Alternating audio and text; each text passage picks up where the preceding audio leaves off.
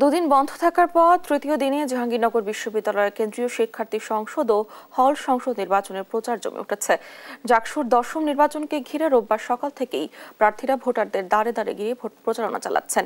ক্যাম্পাসে ছাত্রদল, শিবির, বাকছাস ও স্বতন্ত্র প্রার্থীদের প্রচারণা চোখে পড়ে। তারা জয়ের ব্যাপারে আশাবাদ ব্যক্ত করেন। আগামী 11 সেপ্টেম্বর নির্বাচন অনুষ্ঠিত হবে। এবার মোট ভোটার 11,919 জন। এর মধ্যে ছাত্র 6,102 এবং ছাত্রী 5,817 জন।